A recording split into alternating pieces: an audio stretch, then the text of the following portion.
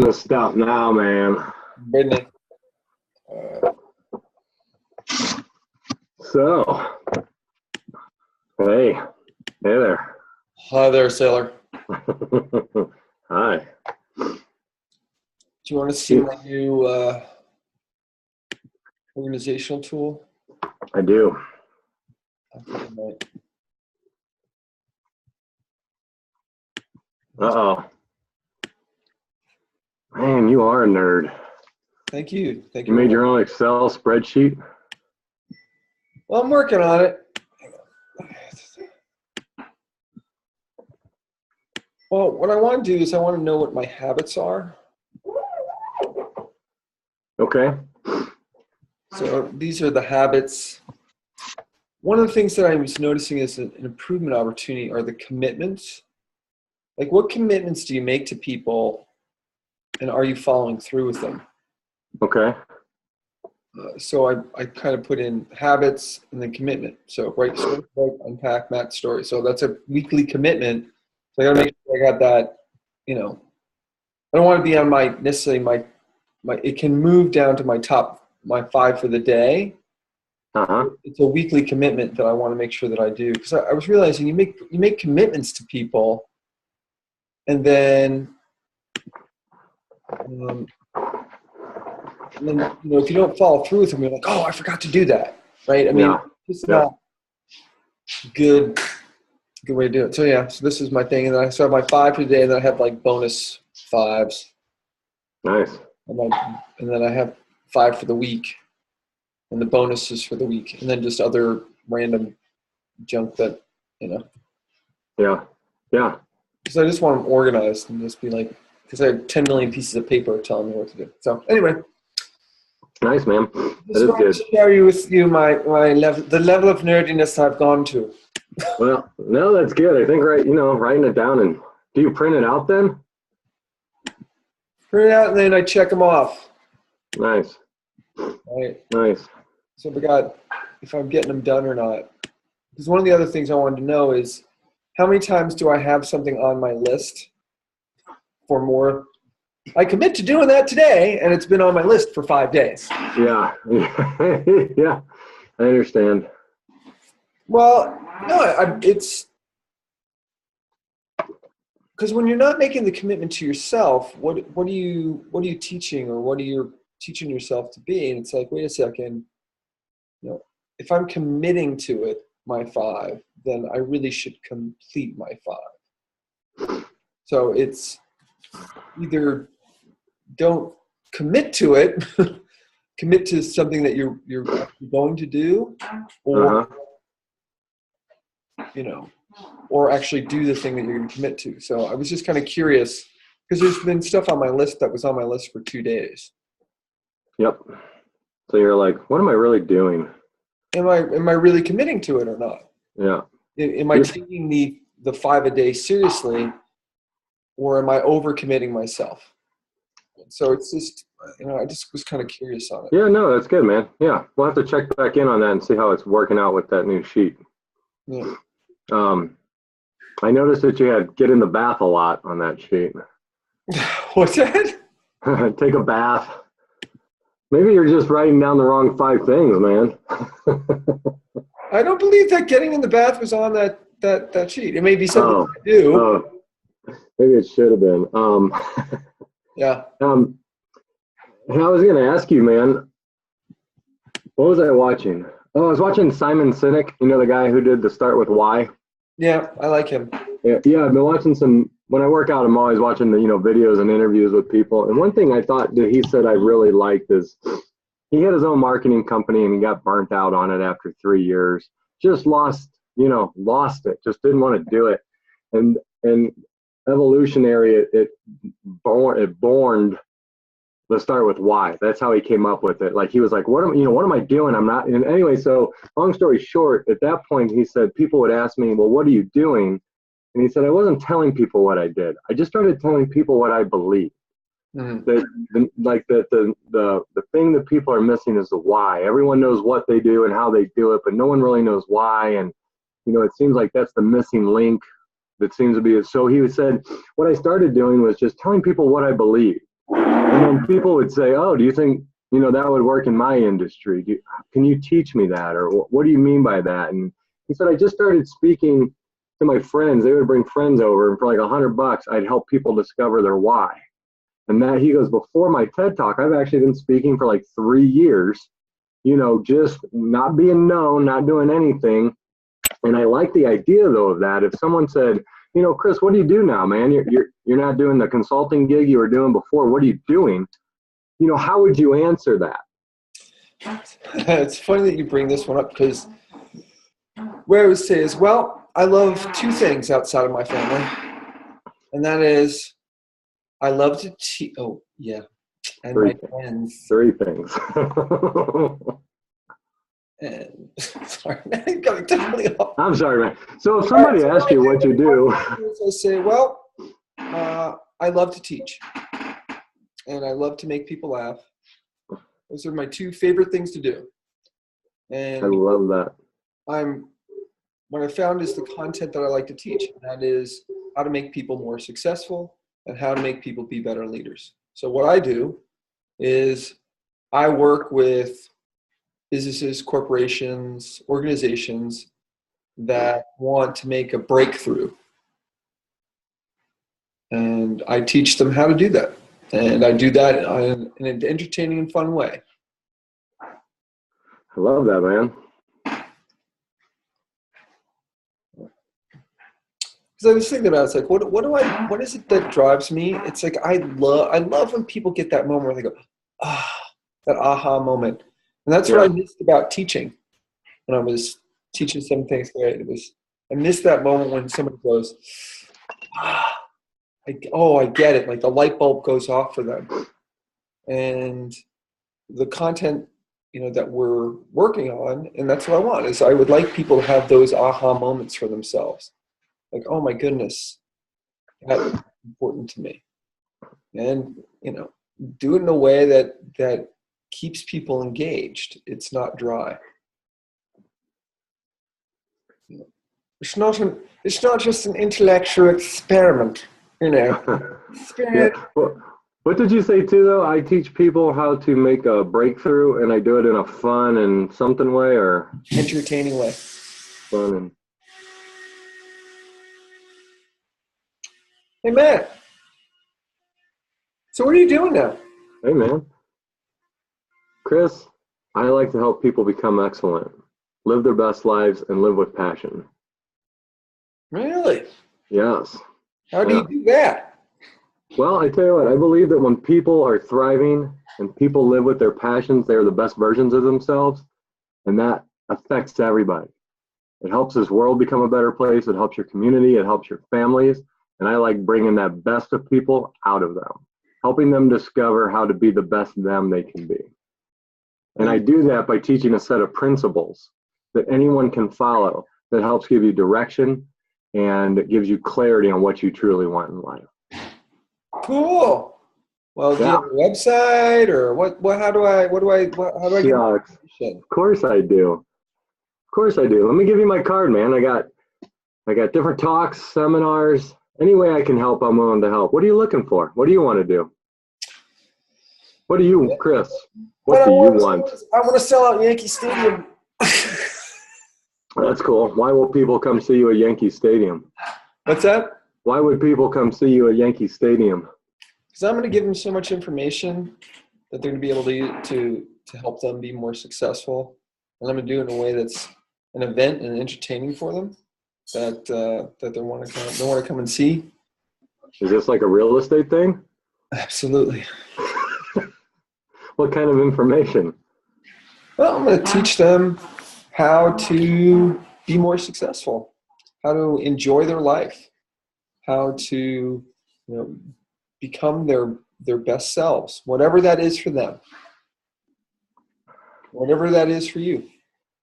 That's what I do. That sounds interesting.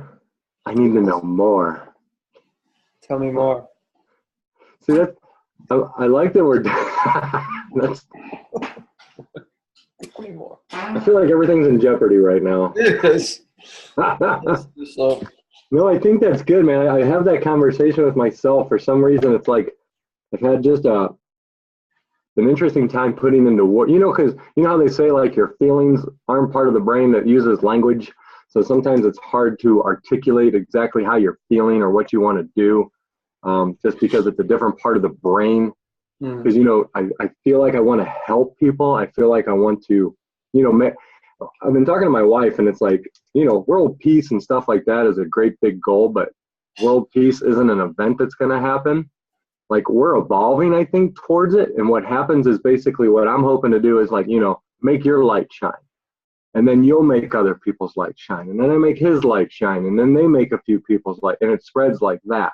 And the one thing I've been really drawn to is just like, we are all unique and different for a purpose. And I think our society looks at the differences as the problem. Oh, they're not like me. They don't think like me. They don't. And I'm like, that's the point. You're not supposed to think the same. You're not supposed to look the same.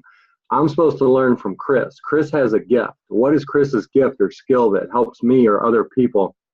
And then what is my gift that helps other people? And like you said, the voice thing makes a lot of sense. I watched a video on YouTube this morning. I didn't like him. I didn't like his style, but it's the same message we're doing. And I'm like, well, that's why we're doing it, because he's not hitting me or my demographic. I need to go hit someone. Who is this? I don't know. I just watched some random shit on YouTube. I think Oprah was playing. It was some dude talking about, hey, you only have one life. Go live it. You got it. Explore your gifts. But he was like trying to rap it, and it was kind of, it was it wasn't my language. I wasn't connecting to him. It didn't resonate with you. It didn't really. It did only because we're going through it. But then I'm like, that's why my style's important. That's why my voice is important, because he's missing someone that I'm gonna hit, and you're gonna hit someone I'm missing, and we've talked about that. So like, part of when someone says, what do? I want to incorporate the idea of, I want to help you be comfortable being you. Stop chasing someone else's dream. Stop doing things for the approval of others. You know what I mean? I think we get stuck in life because of the way we're raised and our limiting beliefs, and you can't have this, and oh, you should probably be this, right? You should probably be an engineer. But you're not an engineer. I am. You know what I mean, though? You're not in. What's that? Well, that's part of me, and I'm thankful, grateful, because look, the analytical side has served me. So the story I just sent you was one where I was thinking about today. I was having a little trouble getting started the story. I had a couple of ideas to start on, but I was having a little trouble putting the story together, and it ended up being kind of it's more like a point and a shorter version of something. But my dad recently shared with me, he came out to visit the holidays, Christmas. He said, when you were a kid, you were so sick that I told your mom that we might lose you. Wow. I was like, I remember being sick as a kid, but I'm like, I never thought it was life-threatening. Sure. I'm like, and so I went and I started, and I said, now when I reflect on that, I realized what a blessing it was, because what I learned how to do was I learned how to teach myself out of a textbook. I learned a love for reading and learning, and that has served me for the rest of my life.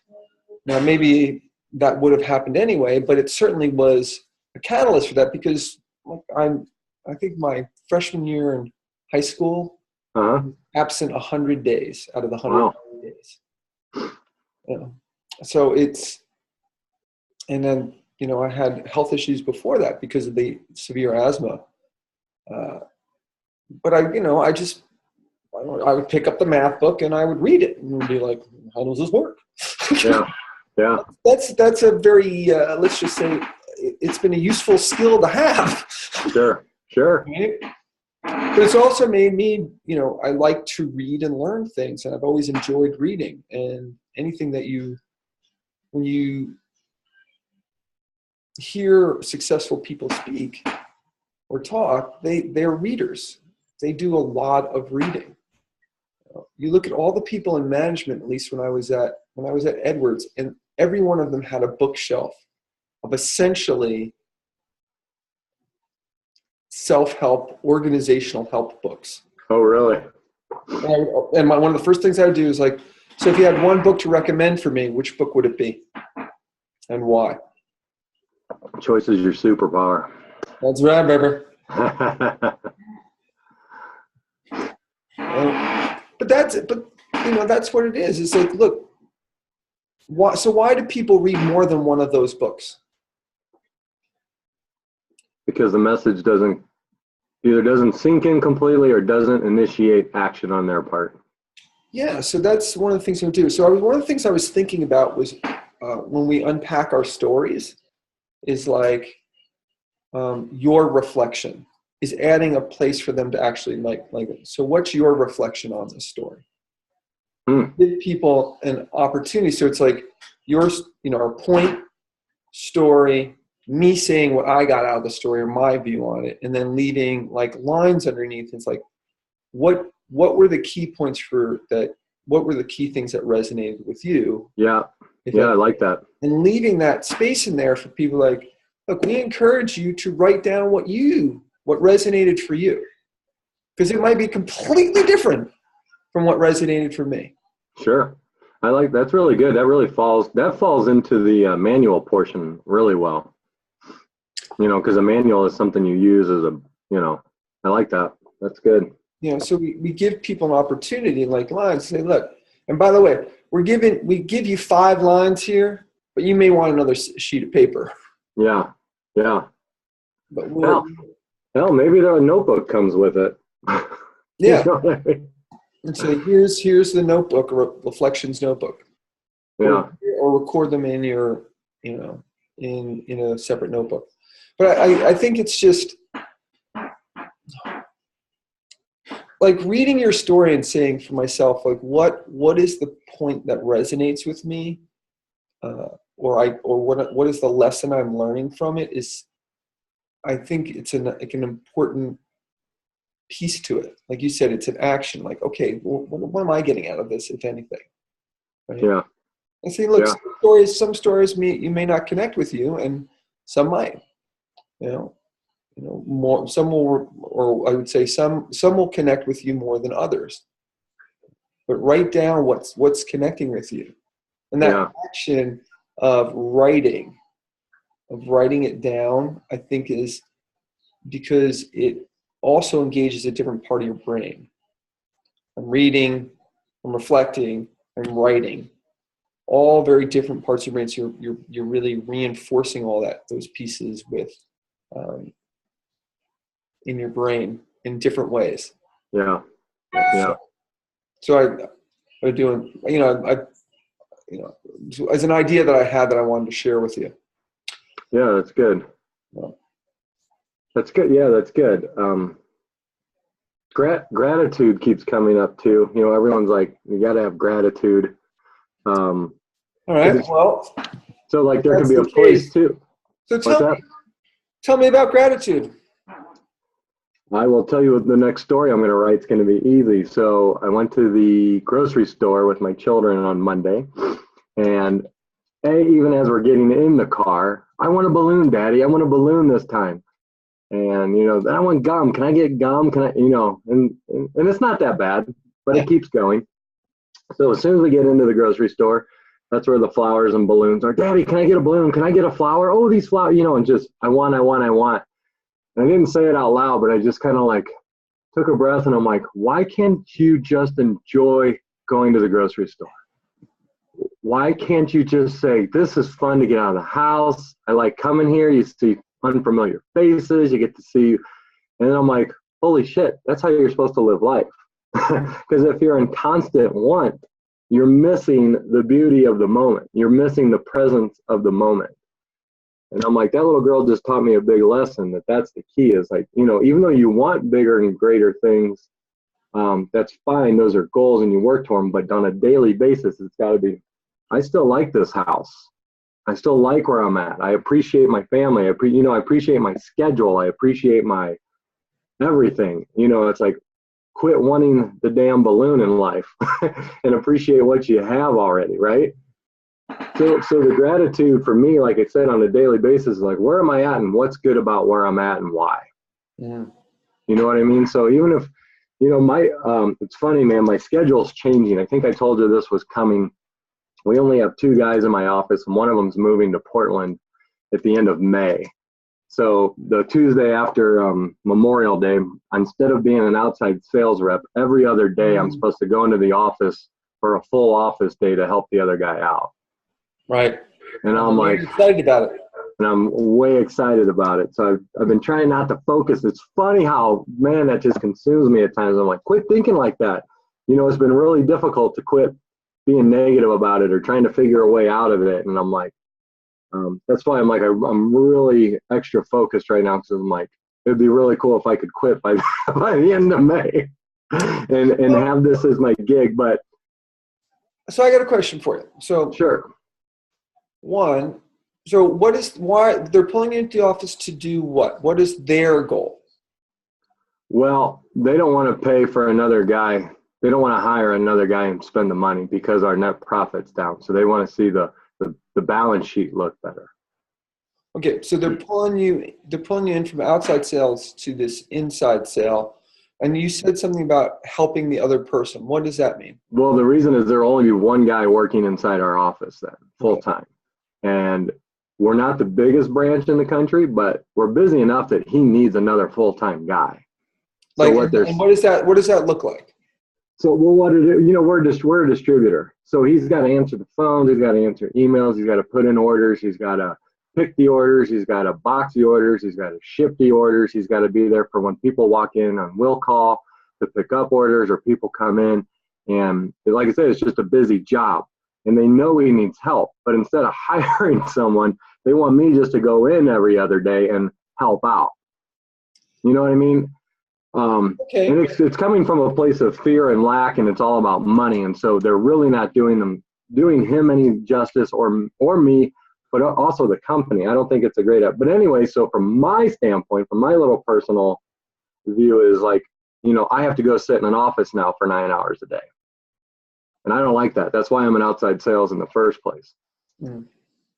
So, so I got to go in and learn the computer system, learn how to ship on UPS and FedEx and, stuff like that. So. Good times. Good times. So anyway, like I said, I got a lot of change coming up, but. All right.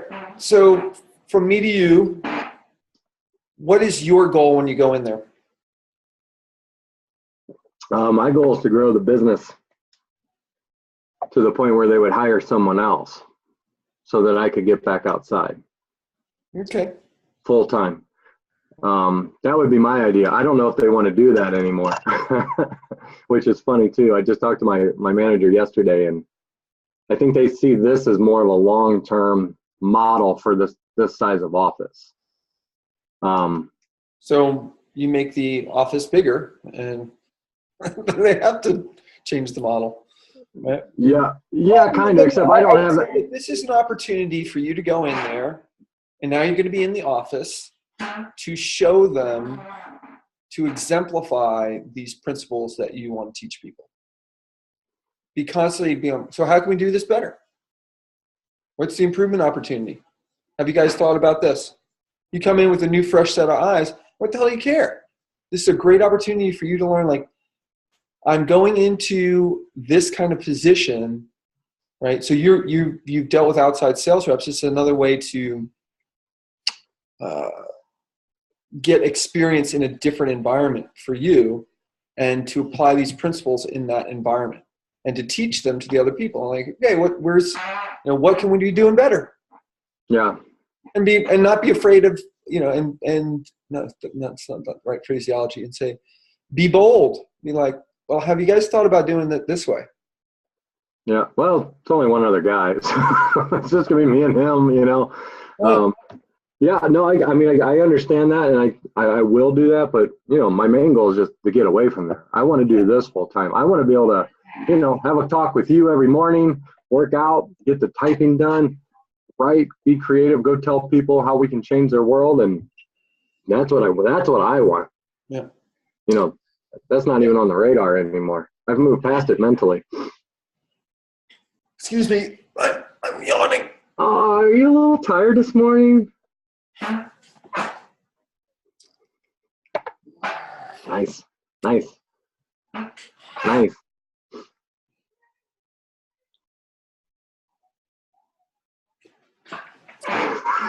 Are you gonna Notice? I did. Didn't you have that done on Saturday? Didn't you have it all shaved off? This is why they called me Lennon. Ready? Have you ever seen the pictures of Lenin?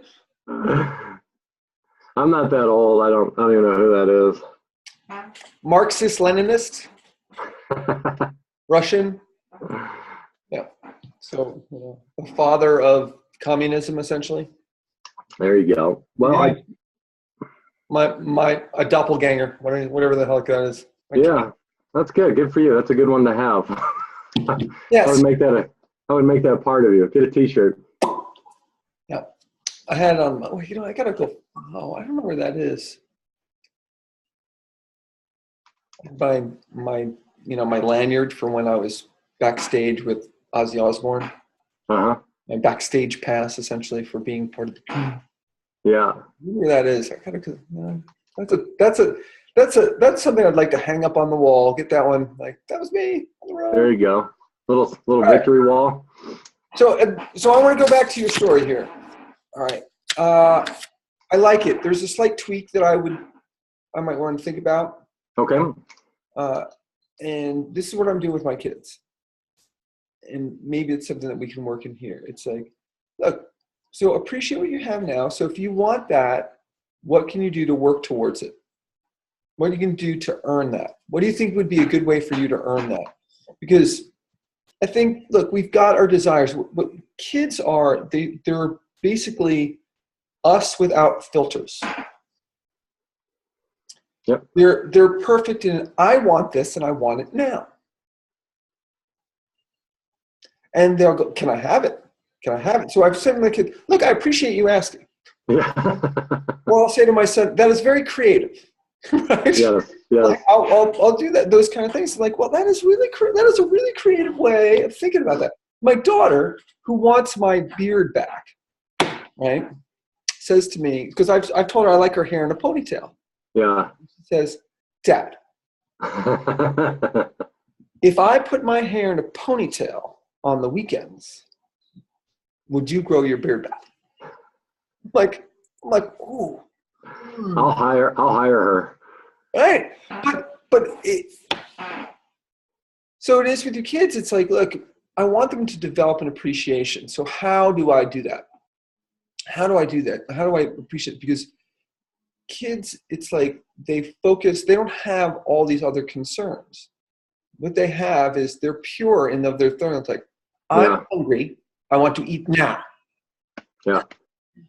Now, most of us are that way, except we go, wait, I got to finish this one last thing. Yeah. Let me put the laundry in first. I'm trying to lose a little weight. Maybe I should just drink a big glass of water. Kids, they're not thinking any of that stuff. They have none of that garbage that's going along with it. They simply go, balloon, me want tea. Yeah. What? Yeah. What is it? Yeah. Why can I not have balloon? I want balloon now. Give me balloon. Like, it's almost pure the way that they are, and just so it's like, look, so it's to acknowledge that those desires are fine, but also to have an appreciation. And I think that's the part for adults that we're missing. We either settle and say, this is good enough.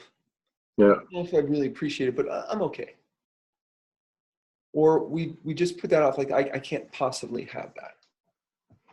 And so for me, it's an appreciation of where I am now and appreciate all these things I got and the adventure of trying to get all the things that I want. So I like it. It's those pieces, and it's also what I want to instill in my kids. And it's funny how my own things come up when I'm trying to teach this. Right? And I'll do a quick story with my son. So we're out there playing baseball. My son's, he's got some natural talent, let's say. Talent that he did not get from me, because he's already better at baseball than I ever was. I mean, I think I hit one double my entire Little League career. So, yeah. But I'm out there and I'm trying to, so I feel a little hypocritical sometimes when I'm on the show. I'm like, hey, on the glove, like. Yeah. So he's gotten this habit where he's first learning to do it, and he turns the glove. So he catches it, and he's kind of turning the glove, hits the ball. I'm like, okay, so Card, let's do 5, 10 good catches in a row. And I said to him, I said, if you turn the glove, you're going to drop it. There's more likely that you're going to drop it. Now, intellectually, he's 7 years old. He's like, the fact that he's even catching the ball is pretty amazing. I'm like, I said, all right, well, I'm not going to count it if you turn the thing because you want to do it the proper way. And I said, okay, threw it. He caught it, but he turned the glove. I said, well, okay, we're not counting that one. And he's like, but I caught it. Yeah. And I'm like, So how do you teach this idea? Because think about that for an adult. Now, expand that out 10 years or 27 years, and you're going, look, I'm getting the job done. Right? What's that loss as we grow older where we don't necessarily want to improve? Like, I'm here, I'm doing what I do, and I do it well enough. Yeah. I'm meeting the bar. So what I don't necessarily want to go this way. What happened between that I want the balloon and I want it now to what happened in that process? That process, is it people telling you that you can't have the balloon, or it's like, hey, appreciate what you want now. What is it that made us lose that I want that now? That's what's the shiny object that I'm interested in right now, and lose that enthusiasm for it. Because I bet your kids like, go! I want to go! And like they were excited. Yeah. Right? Yeah. Like, they get excited. But we've lost that. We lose. A lot of people have lost their excitement. And that baffles me. Yeah. Yeah. I think that's why we're doing this, because of the limiting beliefs, the self-doubt, you can't have everything you want. Money doesn't grow on trees. You hear that, like Jack says, you hear that long enough as you're growing up, it becomes part of you. Mm-hmm. I can't have everything I want. I'm not made of money. Right. And so I think in some ways that dulls you and numbs you to your efforts to go get what you want. Yeah, it goes back to me is to the programming. Like God, Spirit, whatever you want to say, has given us the greatest thinking machine ever invented. But you are in control of the software. Yeah, that's good. And how are you programming? Now, look, some of it you didn't have control over. Your parents had their own limiting beliefs, and they taught you that. Prejudice isn't inherent; it's learned. That's right. It's not. I look at my kids, and I honestly don't think my son sees race or color. He sees another kid. Right. And he either likes them, or they annoy him, or he wants to play with them. But he always, it's funny, he has an issue with this other boy in class. And the entire year, they have been butting heads.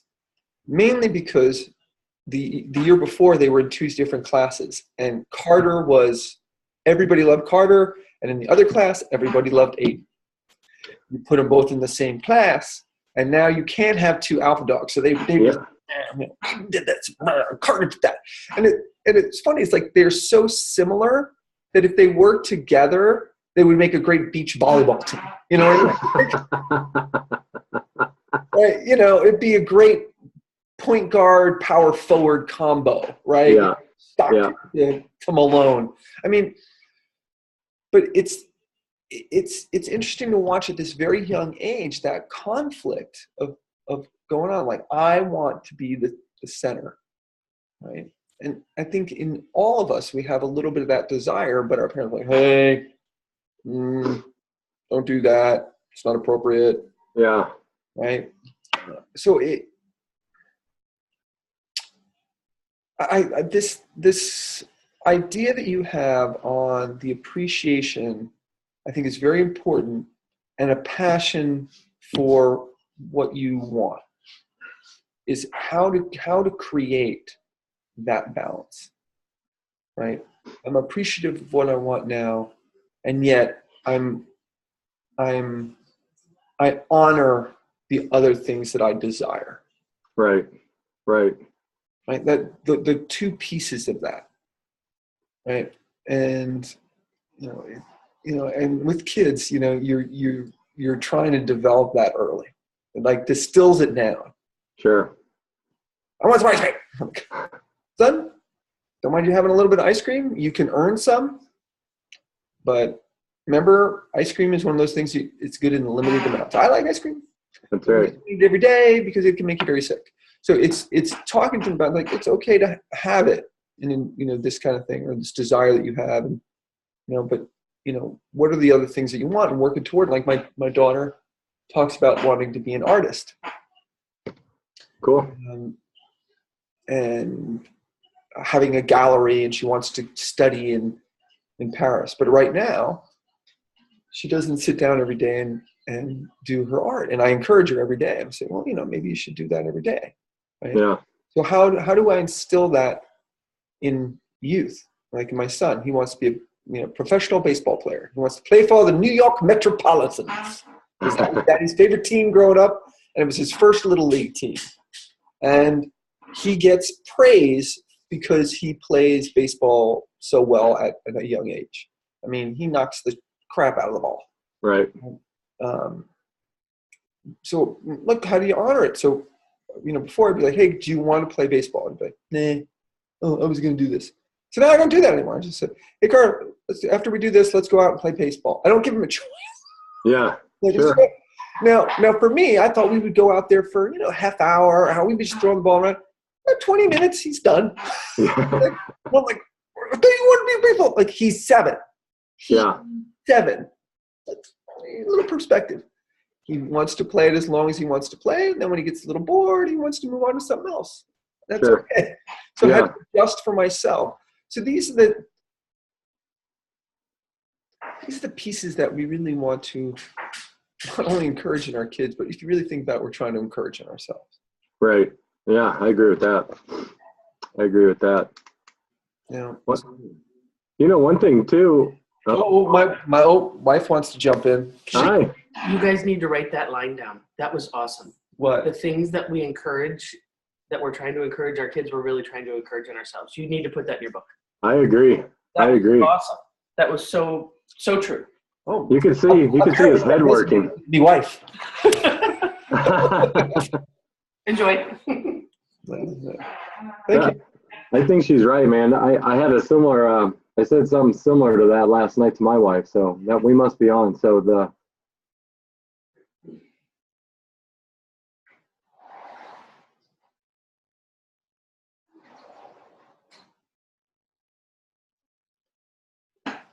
Well,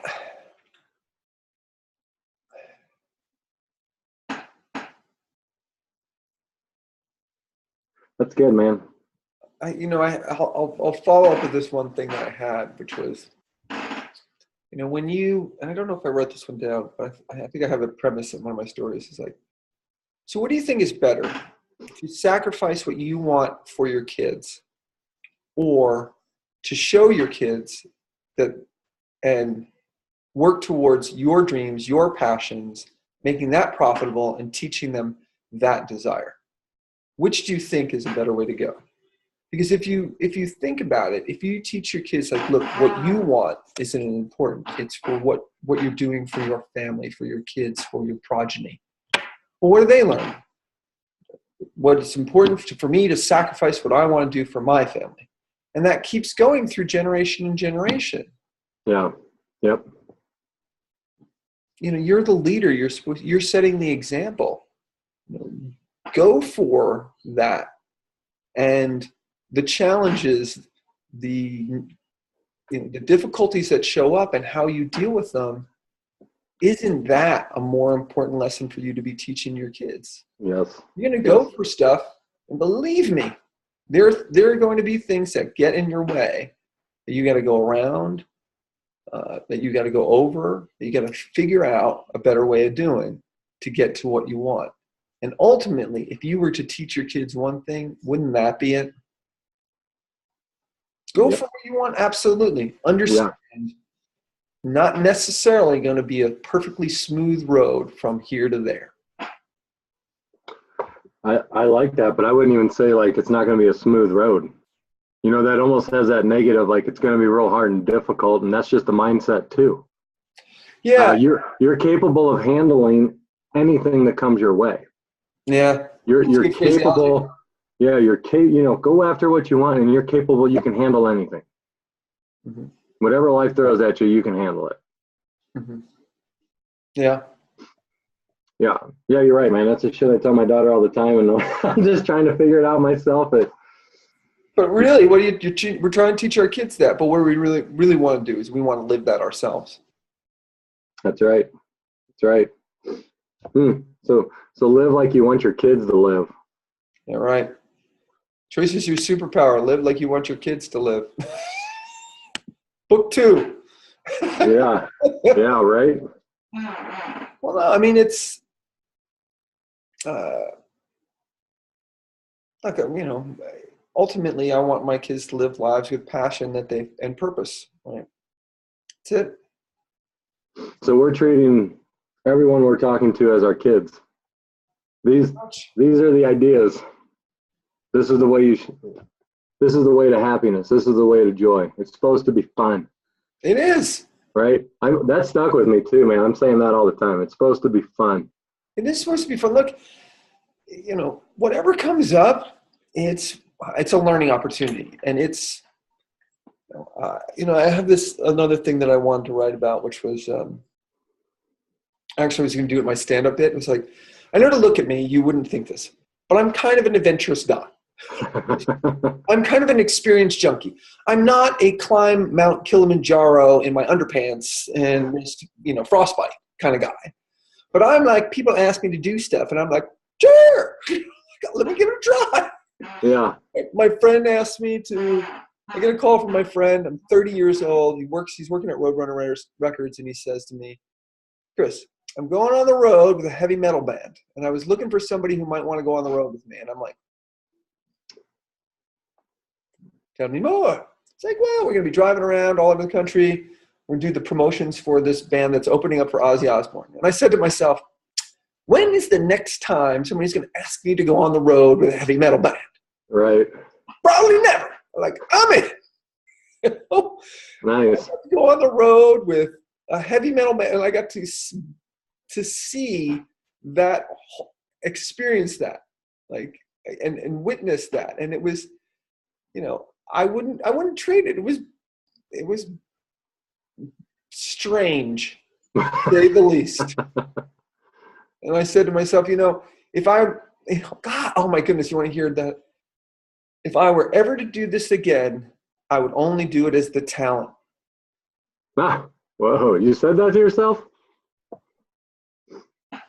I said, you know, this was interesting, but I want to be the talent. I want to be the guy somebody's driving me, they're setting up the thing, and I get to go do my, you know, Brazilian jiu-jitsu and practice a little bit, do my sound check, and get up there, I'm gonna go, performance time. You know, I mean, but, you know, but I mean, isn't that weird that I just realized, I remember that I said that. You know? Yeah, that's good. I want to do it as the talent. Now I can say it's like, I will do it again, and I will be the talent.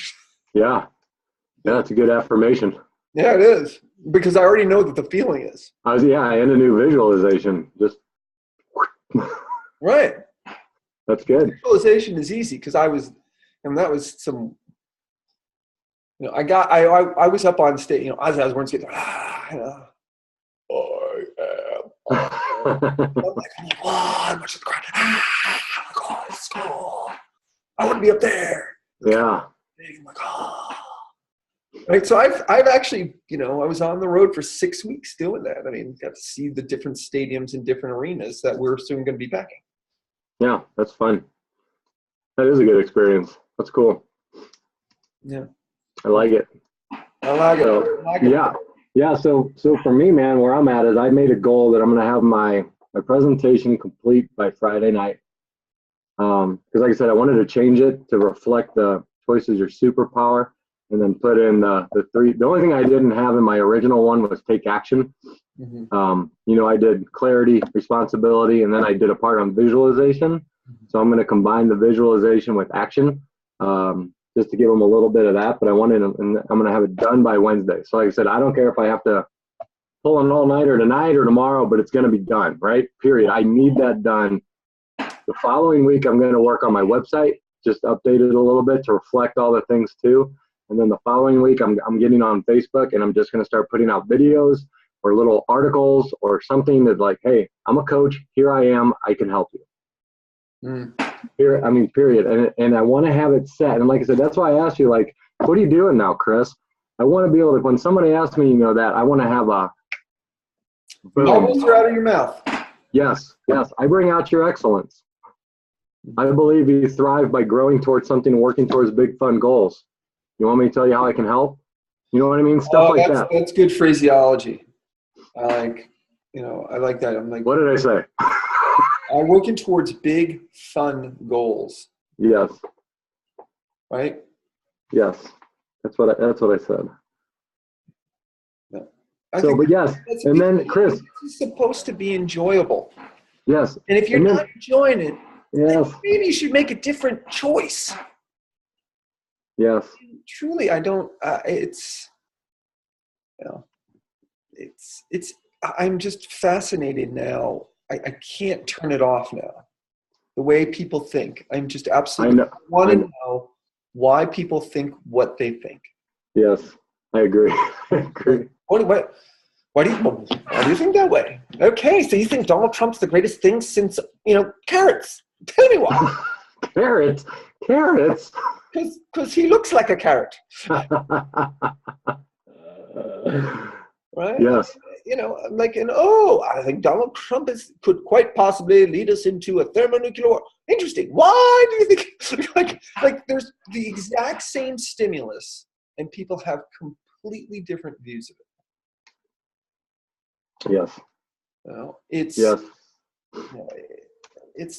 It's truly it's fascinating. It's fascinating to me to watch people go down a road. Like there's this one woman that I've been working with that I used to work with I worked at another med device company with her.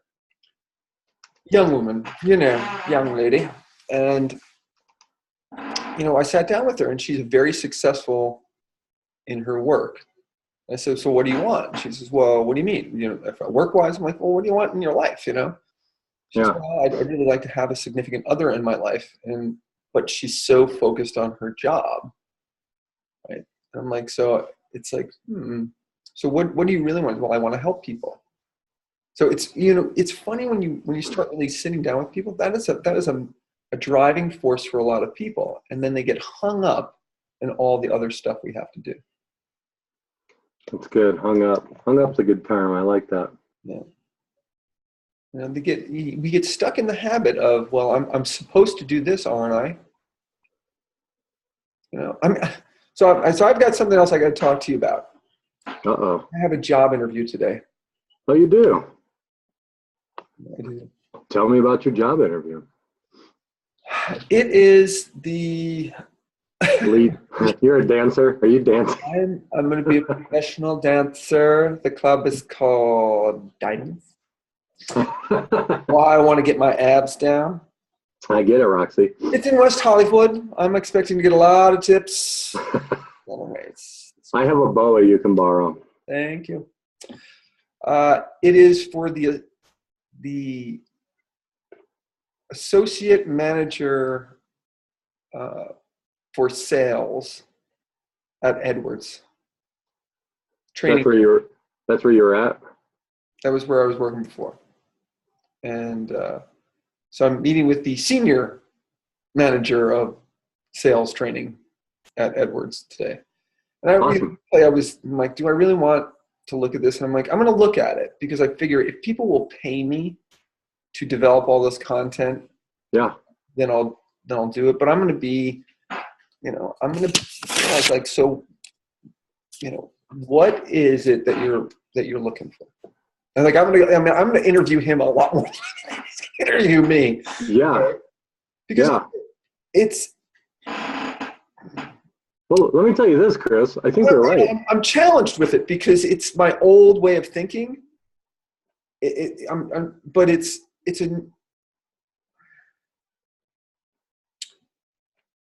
the old model that I'm trying to break out of.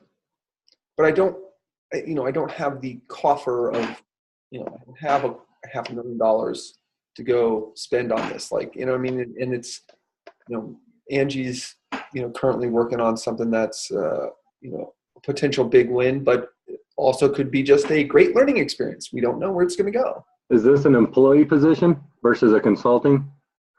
You go in there and you rock them with your ideas and how you can help. And then at the end you say, oh, and by the way, I'm not coming into the office 40 hours a week. I can do a lot of this at home, and I will come in and do trainings and one-on-one sessions and whatever, and we'll develop a great plan together. But I got stuff I have to do outside. Or create the job you want. Don't just tell them, hey, it's 40 hours. You can say, fuck that, I don't need that. I can get this shit done, and you tell them what you want. Because maybe you're right. Maybe you do need to get that paycheck and develop this stuff, to get paid to practice. Yeah. But why does it have to be on their terms? Why can't it be on your terms? Why can't you come in and say, well, what about this? I don't know what in your mind what would be an ideal situation, but yeah, hey man, that's the part that it's funny. You think I think of the same way. So my think is like, so if I were going to take this, what I'm going to do is like, so one of the first questions I have is like, so is this content you've already developed, or are you looking for me to develop? I assume you already have some content developed. Right? Now, how are you ideas on that? Because look, what I've studied and what I'm interested in is leadership and success principles and replicating what makes people successful. So what I would do is I would come in and, my thought is, is to say, put me through like I'm a new salesperson. I want you to put me through the entire protocol, and then I will give you an assessment of what I thought worked well and what I think are your improvement opportunities. Right? Put me through it. I'm a new salesperson, but walk me through it. Show me what you're currently doing. Yeah. And then I will tell you what I think is working well and what the improvement opportunities are. And say, I've got, because a lot of times it's about alignment of goals. It's about alignment of vision, and it's compensating people properly for the right behavior. So those are the things that I look at when I'm developing a training or if I want to change them culturally. So it's really kind of, so it's interesting. So like I said, it's a challenge for me because this is the old pattern, and this way of thinking or this kind of work is not the way to get to a $500 million net worth. It's a stepping stone into developing what I want to develop. So I'm gonna go into the interview and we'll see what happens. Yeah, for sure. Like you said, maybe it doesn't have to be a 40-hour a week job. Maybe you can create something different. Meditate on it. You could muscle test yourself on it. And just see how it feels afterwards, because maybe it's here for a reason. What about the ship? Like, what's up with the shipping thing now? How's that going? Well, that's more like straight up sales. The sales cycle. I don't know what the compensation. It's a lot of unknowns. Right? But the point of that was to earn some income on the side too while you're developing all this, right? Yeah. So that seems like if you decided to take this job in some manner, would you still do the shipping thing? Yeah. Okay. And those are the pieces that I got to figure out, because that to me has, so it's the challenges of time, right? Yep. I have the kid time, I have the work time, I have book, stand-up comedy, the shipping. Like, these are all the different things that I want to work on.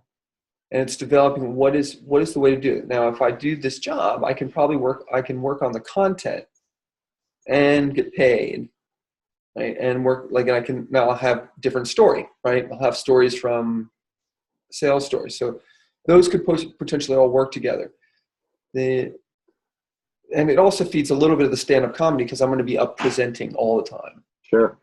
So Sure. It's just a different stage. Piece. But the one that's challenging is really the shipping piece. It's just getting the time to making sure that I make the call. So it's like, do I say I'm going to make calls at lunch? Like, my lunch hour is my lunch hour, and I'm going to make calls either first thing in the morning, or, what is that going to look like to be able to move those pieces forward? So that's the, like I said, that's the challenge, right? Yeah, sure. For sure. It's funny that's coming up again, because it's the same with me. It's kind of like, what is that? I heard something is like, man, you got to go after what you want with every fiber of your being, and you got to want it. You know what I mean? I think some people have that drive, and I don't feel like I've quite given that effort. You know what I mean? There's so many distractions and different stuff going on, and it's like, if my kid had cancer or was sick or something, good Lord, don't put that out to the universe. No, Chris, I would fly all around the world or drive anywhere I had to, right, to help them. Whatever it was, that would hit that motivating switch, right? If your kid needed it. Mm-hmm. And I'm like, where's my motivating switch for me? I don't know. I think even if I got cancer, I wouldn't drive all over the world, but my kids, I would. Right. So that's what. Yeah, that's an interesting point, though, isn't it? I mean, think about that, right? And so, why do you think that is? Fear. Like, this isn't going to work. I can't really do it. Not good enough. I don't know what I'm doing. I think in a little bit it's somewhat of a lack of a plan. We have a little bit of a lack of a plan. We're progressing, we're working, we're doing. I don't know. Maybe we need more resources. Maybe we really need to get on that changing this, to the mastermind call, where we get people who are above us on the career path already, to say, hey man, you guys are doing good. You've got great content. Now here's what you need to do. Like I want to get my presentation done, and I want to get my elevator pitch done. And like by next week, I want to be able to go talk to anybody and start getting gigs. Goddammit. I want to go start getting on stages, right? I want to fight for this with every fiber of my being. But it's like, maybe I just don't have a great plan. Maybe there's maybe like someone like Jack or people who speak professionally can say, hey man, you need to be doing this. This is all you're missing. It's not that bad. You're just I don't know it, because this isn't my world. This hasn't been my world. You know what I mean? So it's like, maybe we just need a better plan. Maybe we just need a few more people in our network. Maybe what we're doing is good. We're still progressing. I feel different. I know life's different. I see people different. I hear different. But making money on this, I haven't done anything. Mm-hmm. And you're being a little hard on yourself. No, well, maybe a little, but I also don't know what the next steps are. You know what I mean? And that's the adventure piece, right? Sure. But I'm ready. I think we should have, so we're getting close to our hour here. So here's what I think. All right. Based on just the conversation that we've had. I agree. What I like about our partnership is you keep us focused on the vision. No, you do. I mean, absolutely. Like, oh, we want to do we want to help. You're like, it's like, I get, when I talk to you, I get excited. Yeah. Right? But the other part is the commitments to getting the timeline done, which is why I put in the first chapter done by May 1st. Sure. Put an end date on it. Sure. We might not have all the pieces in there, and monetizing it, still haven't figured it out. But we should probably look at like a plan. Wow. Okay. Well, I'm great. I'm interested. So what is your coach? What kind of coaching program do you have, Matt?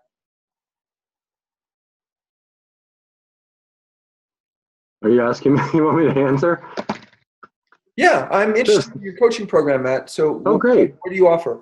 Great. I'm glad, man. You're going to love it. It's fantastic. I do a 1-hour presentation that can give you a great synopsis of what you're going to learn, principles, habits you can take to start changing your life immediately.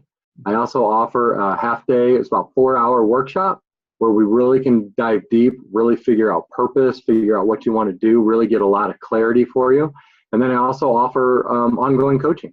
We could set up a 6 or 12-week program so we touch base once a week, and we really start developing what your needs are and what's holding you back. I like it. I would ask a clarifying question first. Okay. Only thing for me, because when I was asking, like, I was thinking coaching, and you started out with the other one.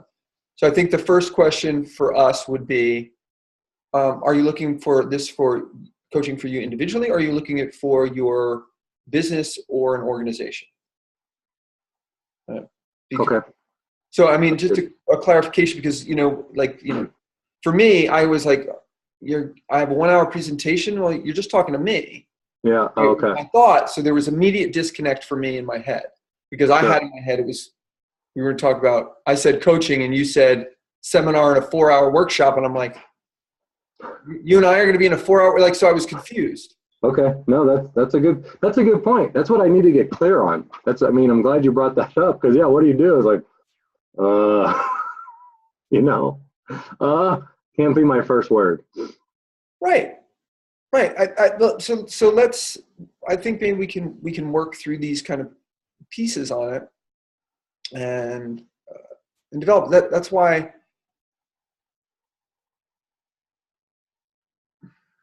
I think that's why I don't monetize anything yet. I don't know what I'm monetizing yet. You know what I mean? I'm still like in this learning, developing, and when you say what do you have, I'm like, I don't know. Well, I know what Xander did, and he just said, "Look, I'm working on this," and he reached out to people. I'm putting a coaching together. Would you be interested in being a client of mine? And he had people who knew him and went, "Yes."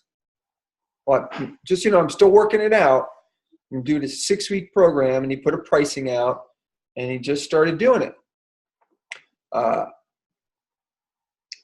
So I think that's a good, I could say, I like the idea of a 3-month every other week, or a 6-week